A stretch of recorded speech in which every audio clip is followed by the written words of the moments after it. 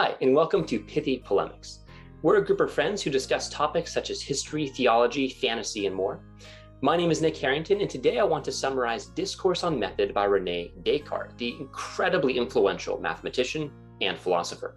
In this short work, Descartes provides a sort of the autobiography of his philosophical life, as well as providing the method he used to pursue and find something certainly true.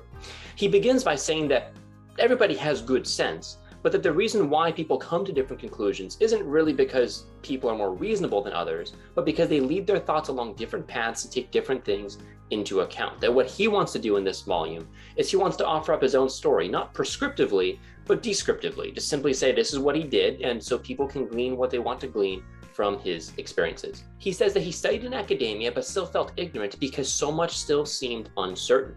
He then left to study the great book of the world because he felt that by talking to real people, he would have a better chance at finding truth from the opinions of people who had something to lose if they judged badly, rather than those who were merely speculating. But he still found so many contradictions that it left him unsatisfied, so he decided to search for truth introspectively instead. He then considered that cities that are the plan of a single architect are better than those that are a hodgepodge of additions by different people throughout time. So likewise, he wanted his philosophical system to not just be based upon different ideas he picked up throughout his life, but to be built from things with a single plan in mind. So he decided to tear down his philosophical house, to tear down the sum total of his beliefs and build them up again using only things that he knew were true. As he did this, he settled upon 4 rules to guide this project. The first is to not accept anything as true that is not certainly true. The second is to break up hard problems into smaller ones. The third is to start with small or obvious things and build and work from there.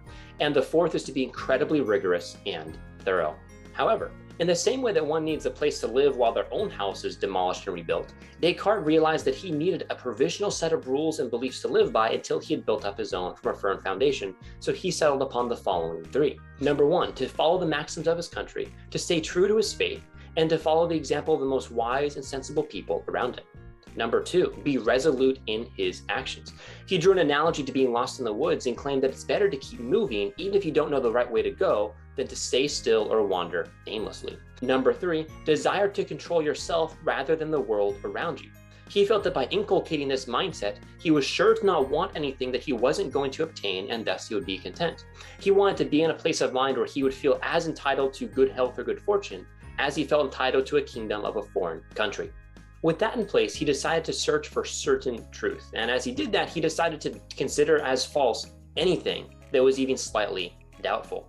So this meant that logical proofs, because they could be done incorrectly, couldn't be considered, or the use of our senses can't be used because those can sometimes be deceived. But as he went and did this, as he became more and more skeptical, he realized that no matter what, he was still thinking, and because he was thinking, he was. And this is where we get the famous line, "I think, therefore I am."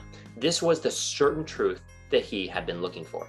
He continued on to claim that since it was thinking that granted him certainty of his existence, thinking was the essence of his nature, not his body, that his nature was something different from the material world.